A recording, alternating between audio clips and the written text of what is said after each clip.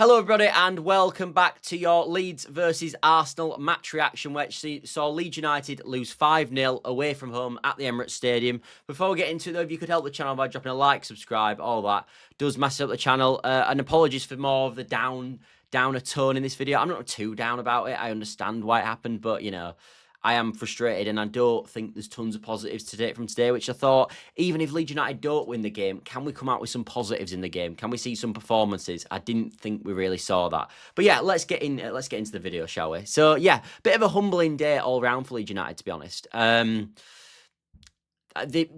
only positive to today is nothing to do with the Leeds match, and it's to do with the fact that Sunderland lost to Burnley, who I think are going to go down anyway, Burnley. And that Wolves lost. I think they're positives, if you want to take some positives from today's action. We're currently still not in the bottom three, which has got to be a positive. But in terms of the actual match itself, taking away from them positives, not much in terms of positives at all, really. I've got a few bugbears that I do think I need to express. The goalkeeper for me is a worry. I don't want to single out certain players because I think it was an all-round bad performance. But in terms of probably the worst player for Leeds United on the pitch today, I do think it was the goalkeeper. I don't think there's much you can do on the first goal. I don't think that's his ball to go and claim. His distribution throughout the whole game is an issue. And I don't think the way he actually passes the ball and the technique he uses, I can sort of tell by watching him. I think probably a lot of you guys can as well. He's not technically capable to sort of play out from the back. I just don't think he is. Even his sort of long chip balls to the fullbacks, a lot of time were going out of play. I remember a time in the first half that he overchipped one to Bogle, who then heads it back into play daftly. Should have let it go out, and then he has to get a yellow card pulling Madueke down. He is a problem. But in terms of, I think we can deal with the distribution part of his game. The main issue is he just didn't look remotely sort of, his reaction time in general just looked awful today, if I'm being totally honest. It looked really bad. I think he should save the Saka goal. The Gyökeres goal, I think he should do better on as well, if I'm being totally honest. The corner for the fourth goal, I think he should do better on as well. People might think that's harsh, but I think you've got to be more of a dictator in there, be stronger in there. I know Arsenal are good and they're fantastic from corners and they scored 2 today, but I thought we had bought physicality to sort of try combat that in times. I know we can't get to the level of physicality potentially of Arsenal, but I did think I was expecting Leeds United to be more competitive in them scenarios. And I expected Perry involved in that to be more competitive, but he just looked like. It looked like if I'm Daniel Farke, I know he won't do this because he does stick with players, which I do get. I would generally be looking at Carl Darlow for the next game. I think, and I don't want to pick on players because he's only his second actual start for Leeds United. I mean, he played obviously against AC Milan. I thought looked ropey at times in that game. Played against Everton, did well against Everton. I think we don't rewrite it, but I think his distribution was poor. But again, today was if he's, as I said, if it was just his distribution, I think I could sort of be more understanding to it. It's the fact that there's more than distribution. It's the fact that it's his all-round goalkeeping. His reaction times look miles off it. Like, I mean, even for the Gyökeres goal, he's sort of way too late on it. Like, the ball's well in his net even before he's diving. And I know that might be because it's a good shot, and I think other people to blame for that goal. I don't think Strout covered himself in glory. I don't think Bogle did either. But yeah, he's going to be he's a problem. He's my number one problem at the moment in the team.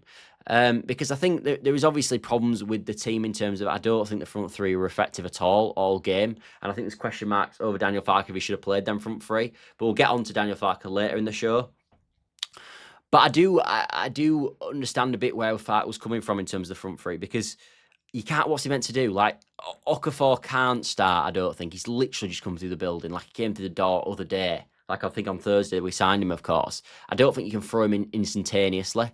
DCL, who's our physical number 9 that we've bought, is still obviously coming through the fact that he hasn't had any sort of pre-season, and people just saying throw him in and he should have been doing work on his own. Doing work on your own and doing work actually in a game setting, in a team setting, is just completely different. Like, it really is.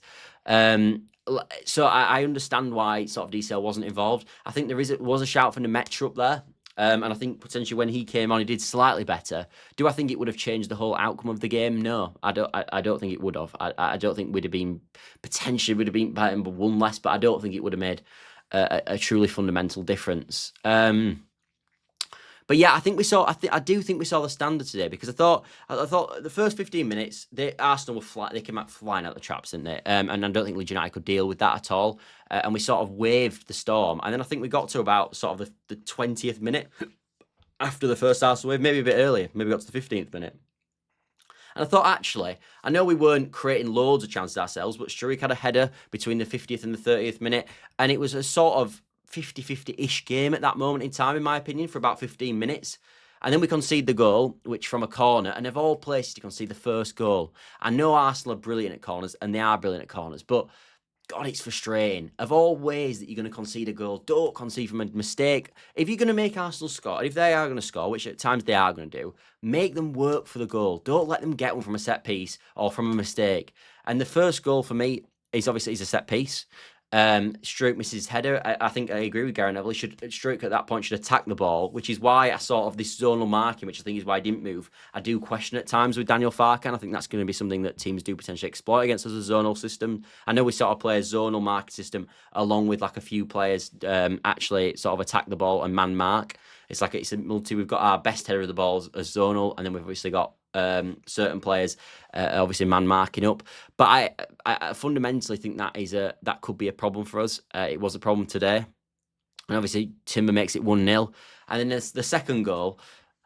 Obviously Gruev makes a mistake. Goodmanson don't get back quick enough in time. And Saka smashed it in the top corner and we're 2-0 down. And that goal was a real killer. I think that goal killed the game, to be honest, that Saka goal. I think you're going at 1-0 down.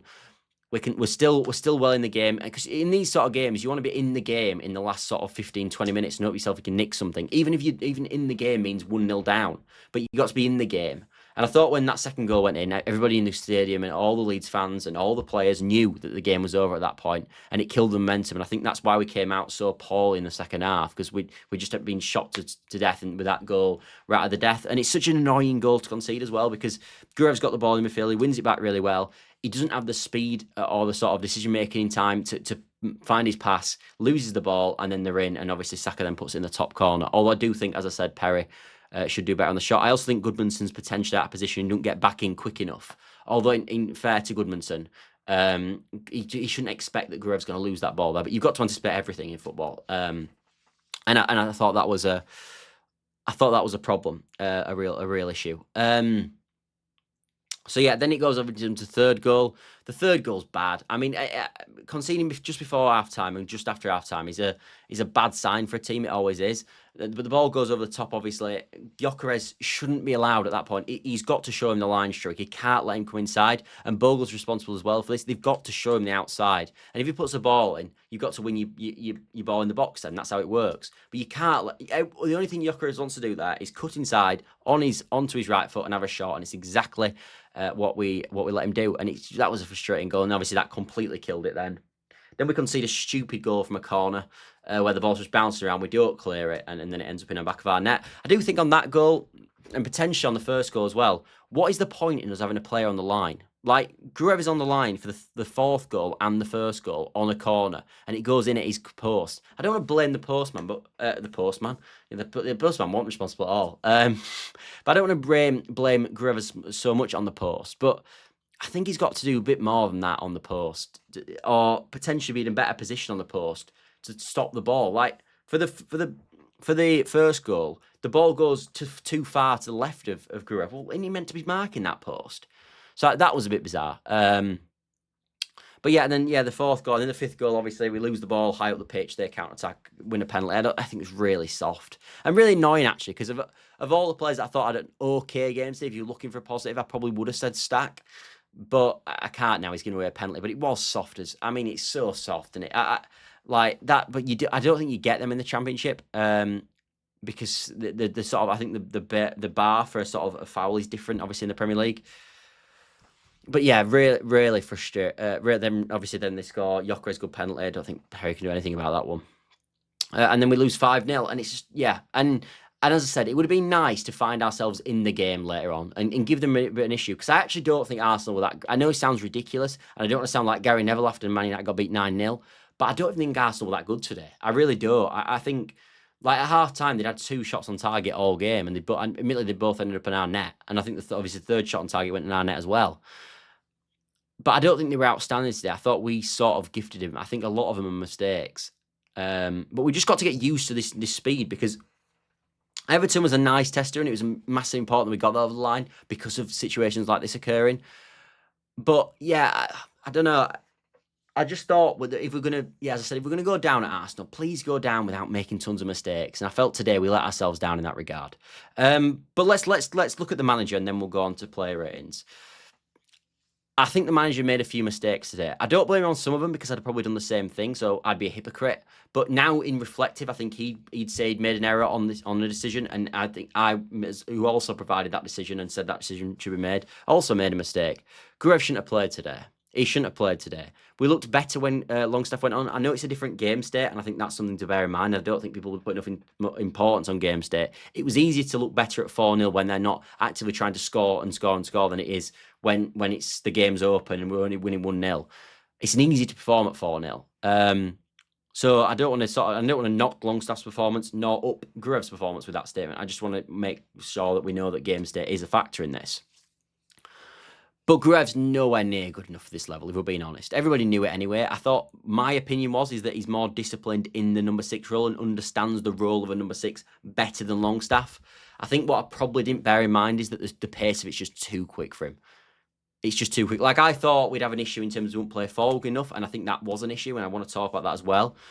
But I think with Gruev is that he's just nowhere near up to the speed. Like, I know it's his first start, and he's playing at the Emirates, and it's tricky, and I get that. And I think a lot of the players in our team, obviously, because a lot of them, it's still the Championship squad, a lot of the players were not ready yet to the speed of the Premier League. And I talked about this about in the Everton game in terms of, like, Nonto didn't shoot quick enough at times because he's expecting to get Championship time, and he doesn't have Championship time in the Premier League. But today was on another level to that, and I thought Gruev just couldn't deal with it at all. I thought Stack and Tanaka were okay at dealing with it. I think they're two, in my opinion, that could really adapt to the Premier League.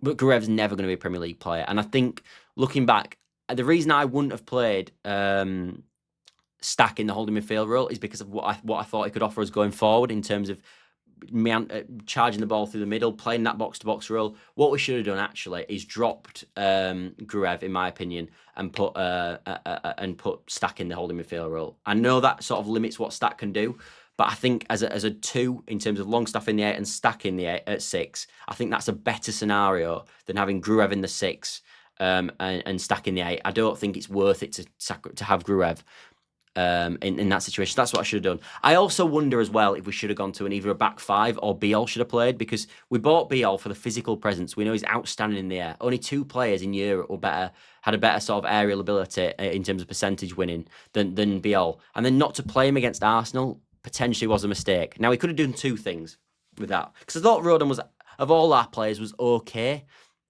I don't think he made tons of errors, so I don't think he would have been the player to drop it. But then the thing was, obviously, it was put in a difficult position for it, because Struijk and Rodon both had really good games on Monday, and they did.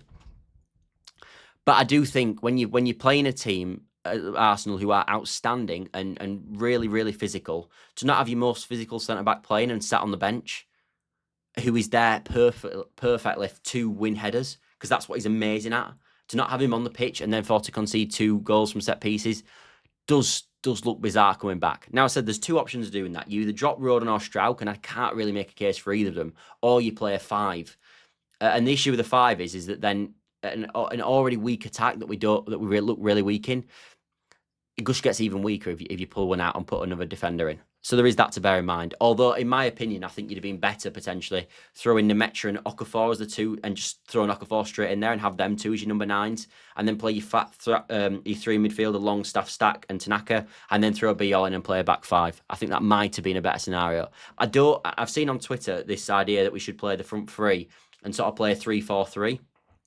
We cannot play 3-4-3 away at Arsenal. If we play 3-4-3 against away at Arsenal, in midfield, when we've got 2 versus 3, which they have, obviously, of Zubimendi, Rice and Odegaard, we would have been absolutely battered through the midfield.